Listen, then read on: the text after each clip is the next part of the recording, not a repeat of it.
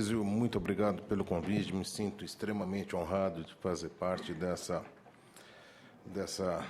sessão de um assunto que eu particularmente gosto muito de tratar, que é China, né?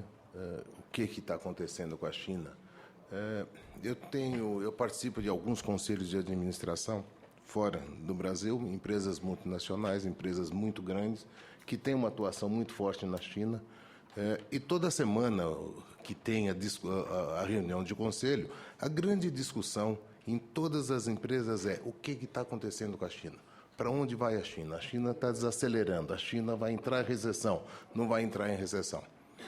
Nos anos que eu fui presidente da Vale, eu brincava com os jornalistas e sempre dizia que todo dia eu rezava para a China, né? Porque a China era realmente algo mais que estava beneficiando enormemente o setor de mineração e outros setores.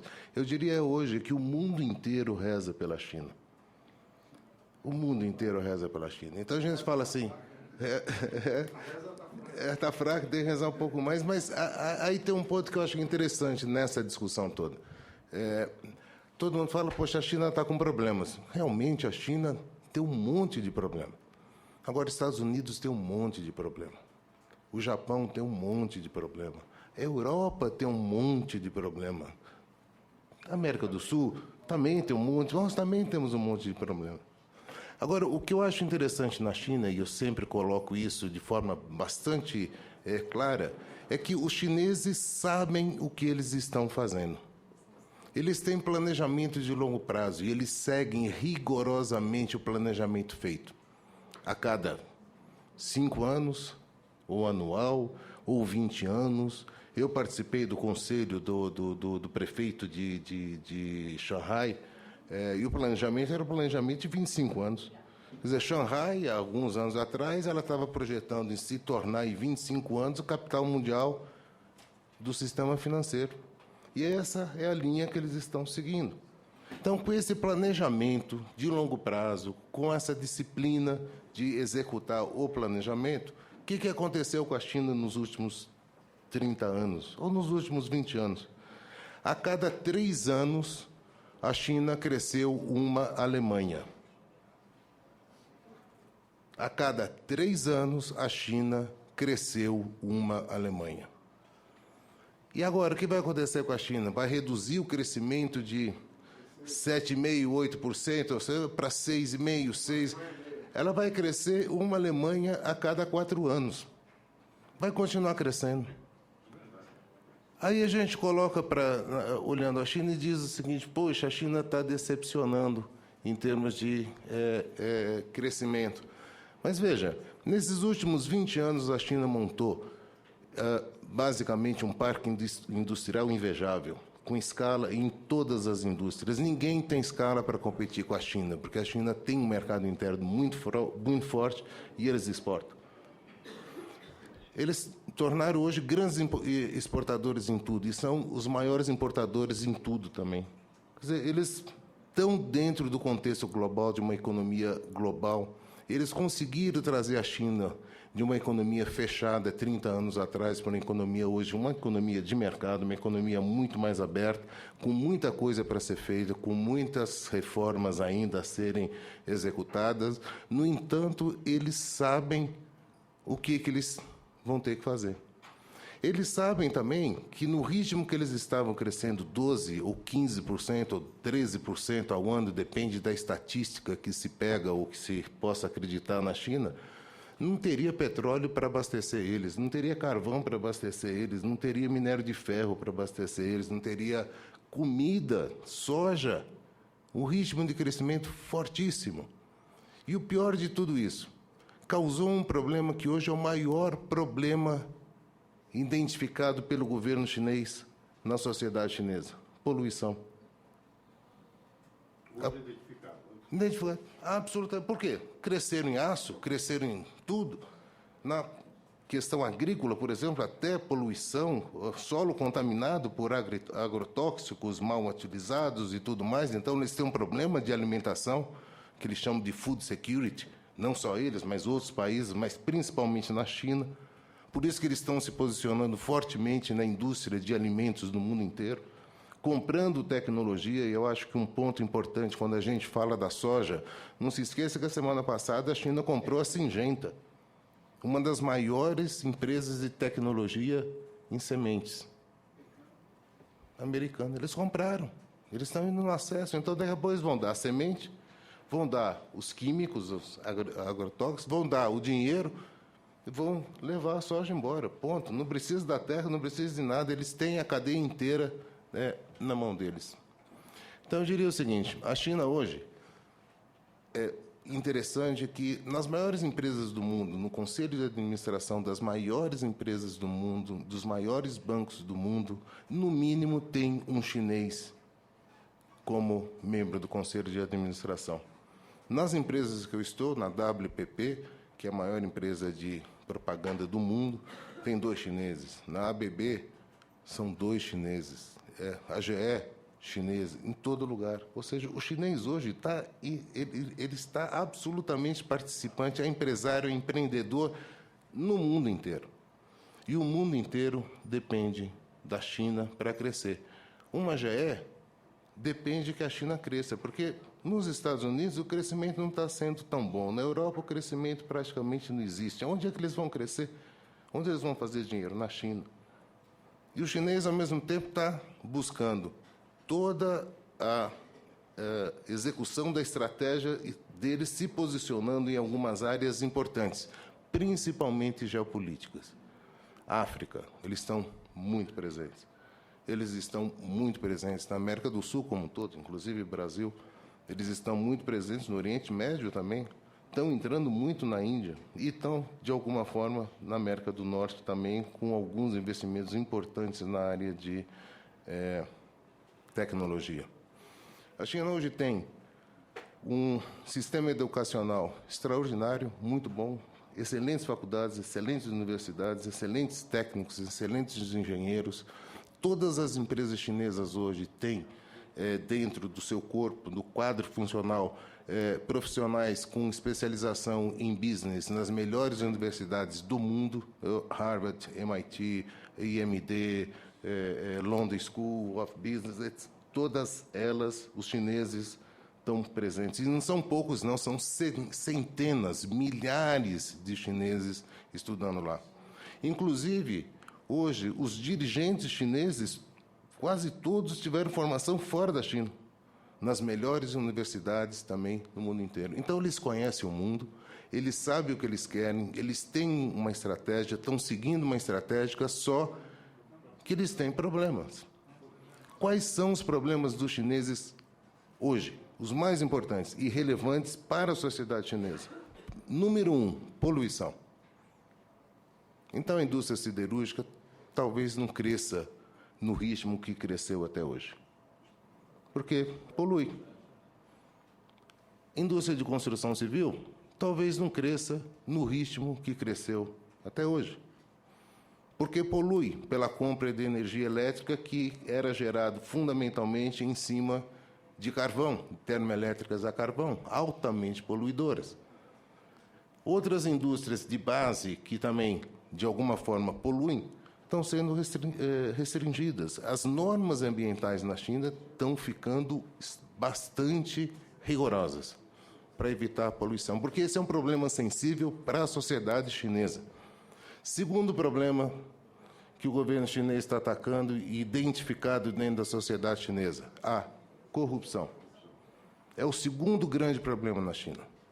E isso provocou, principalmente nas grandes empresas distritais ou estaduais, um problema de paralisia, praticamente paralisia, porque os terrenos eram terrenos públicos, onde o prefeito fazia, junto com a iniciativa privada ou não, projetos, lançava os empreendimentos imobiliários e vendia e obtinham lucros extraordinários.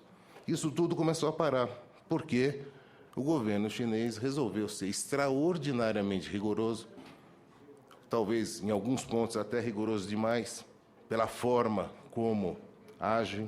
Eu acho que tem tem que ter algum limite de direitos humanos e tudo mais, porque, de repente, um empresário some, fica 3 meses sumido, 4 meses sumido, ninguém sabe onde é que está. Ele estava preso, prestando depoimento para ver se ele estava envolvido em algum esquema de corrupção. Não, isso já é alguma coisa um pouco mais preocupante. Mas isso tem provocado também uma mudança bastante importante. O terceiro ponto... Eles dão grande publicidade. Quando alguém é apanhado terror. com a botija, põe grande publicidade. É um terror. E pena de morte e tudo mais. Inclusive, um dos ministros que estiveram aqui alguns anos atrás, o Boschelai, condenado à pena de morte por questões de... Enfim, de outras... Doutor Roger, só uma interrupçãozinha rápida em cima do que você está falando. Eu estive na China, ao lado de alguns companheiros, há 2 anos atrás.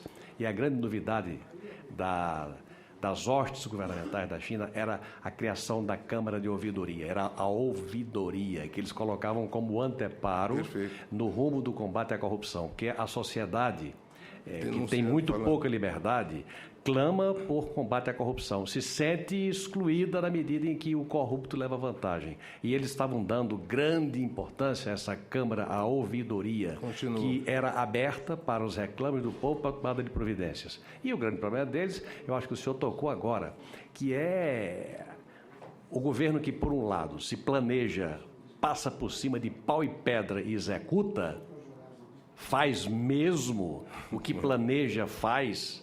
Negócio de concorrência lá é relativo, é muito relativo. Agora, o que eles planejam, acontece. Então, isso aí é um lado, mas o outro lado são os princípios democráticos que dão sustentação a governo. E eles veem o pilar da corrupção como um elemento que pode ser letal no combate da sociedade a erros de governo. Era só essa contribuição de quem esteve lá há pouco tempo e ouviu exatamente em cima do que você está falando. O outro ponto que esse combate à corrupção também vai levar o governo, já está levando o governo, nessa última reunião foi anunciado, foi a mudança nas estruturas das empresas estatais. Quer dizer, eles vão tornar e querem tornar as empresas estatais mais produtivas, mais eficientes e mais abertas para o mundo inteiro, talvez preparando até para um processo de privatização de algumas delas. Então, eu diria o seguinte, a China não tem surpresa. Ela está crescendo, vai continuar crescendo no ritmo menor, mas a área de serviço cresce, a área de tecnologia cresce, a área de energia limpa na China cresce, a área de automóveis elétricos vai crescer, motos elétricas, tudo aquilo que for na linha de limpar o meio ambiente deles, cresce na China. Tudo aquilo que for para gerar emprego de qualidade, porque a educação chinesa melhorou muito nesses últimos anos, e eles querem gerar empregos de qualidade, vai continuar crescendo. Serviço financeiro, a área de seguros, a área de comunicação, telecomunicações, internet. Um dado importante, 35% do comércio chinês hoje é feito pela internet. Quando a gente fala a questão de uma Alibaba, é uma empresa de tecnologia extraordinária, não tem nada paralelo no mundo. A Amazon, comparado com uma Alibaba, é nada. A frota de avião que a Alibaba tem para distribuir a logística no mundo inteiro é um negócio extraordinário, é eficiência. Ou seja, o chinês deu um pulo em termos de produtividade, em termos de eficiência, em termos de uso de tecnologia, um pulo enorme em relação a praticamente todos os países do mundo. Eles estão lá na frente em muita coisa, essa é a realidade da China. Então, falar o seguinte, que a China tem problemas? Tem. Todo mundo tem problema. Agora, eles sabem onde estão os problemas, eles estão agindo para corrigir os problemas, e eles vão continuar crescendo. A questão de commodities, sempre se coloca o seguinte, o preço de commodities, tentando entrar um pouco mais nesse assunto, é que o preço de commodities é em cima da demanda chinesa. A demanda chinesa não caiu tanto em nenhum tipo de commodity. Ela cresceu em agrícolas, proteínas, por exemplo, eles estão comprando mais. Se for olhar a questão do cobre, eles continuam comprando 60% do cobre produzido no mundo. Eles continuam comprando 60% do minério de ferro produzido no mundo.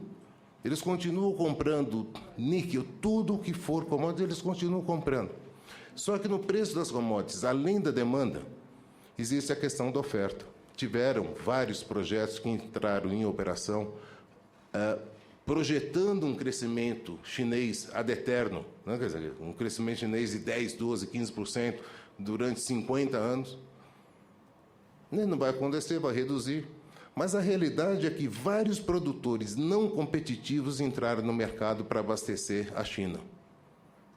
Um outro fator que ajudou os preços a subirem fortemente foi que o dólar, de 2007 até 2012, 2013, ficou muito fraco, em função da crise americana. Em cima da taxa de juros, em cima do quantitative easing, etc., o preço do dólar caiu em relação a outras moedas. Quando o preço do dólar está baixo, o preço de commodities está alto. Quando o preço do dólar está alto, o preço de commodities está baixo. É o que nós estamos passando hoje. Então, o ritmo de crescimento chinês não mudou, a demanda chinesa não mudou. O consumo de aço na China, no ano passado, caiu 2%. 2%. Mas a China, da crise de 2007 até aqui, cresceu 50%, 60% a produção e a demanda de aço, enquanto a Europa nem sequer recuperou o pré-crise de 2007. A Europa está lá embaixo. Então, para efeitos de commodities, o que todos nós temos que prestar atenção é: oferta, cresceu, cresceu. Shale gas nos Estados Unidos, inundou o mercado de petróleo no curto prazo, o preço do petróleo cai. O preço do petróleo cai, interfere no custo de produção das mineradoras, de forma geral. O custo caindo, o preço tende a descer. O dólar se valoriza, o preço tende a cair mais ainda. Então, não é China, não é só a China. A China é e vai continuar sendo o grande destino das exportações de commodities do Brasil e do mundo inteiro. A China vai continuar sendo o destino de vários produtos produzidos no Brasil, industrializados ou não, e a China vai ser um grande concorrente de todos os países do mundo no mercado internacional em praticamente tudo, porque eles têm escala, eles têm custo competitivo. Fundamentalmente, o que eu vejo e nas discussões que a gente tem é que o mundo hoje depende muito da China, muito da China. As grandes empresas dependem do lucro gerado na China, as grandes empresas dependem do crescimento chinês para poder continuar crescendo, porque se as grandes empresas europeias não tivessem investido na China há anos atrás, elas não estariam crescendo, não teriam resultados hoje, porque a Europa continua ruim, não está bem, não cresce, não gera lucro, é cara, é uma plataforma cara de produção. Então, as grandes empresas estão na China produzindo. E exporta para o mundo inteiro, inclusive para nós, produtos que a gente compra no dia a dia. No dia a dia tem lá dentro, tem um produto chinês lá embutido. Assim como também nós exportamos muitas coisas para eles. Então, o que eu coloco é o fato que o mundo inteiro está rezando para a China. A China está fazendo o dever dela, ela sabe o que está fazendo, ela segue um planejamento, vai continuar crescendo, tem capital, tem tecnologia, tem mão de obra, tem know-how, tem escala e tem que ser um parceiro para o Brasil necessariamente. Nós não podemos fechar o olho a essa realidade. A China é um parceiro, vai continuar sendo, tem que ser um parceiro nossa e do mundo inteiro. Commodities vão continuar comprando do mesmo jeito. O preço caiu por causa da China? Não só por causa da China. Caiu em função de dólar, de recessão em outras partes do mundo, de uma redução da taxa de crescimento. Mas, de novo, um país que crescia a cada 3 anos, uma Alemanha, vai crescer agora a cada 4 anos uma Alemanha? Não está tão ruim assim, né? Quer dizer, não sei se o problema está lá ou se o problema está em outros lugares. Ok, muito obrigado.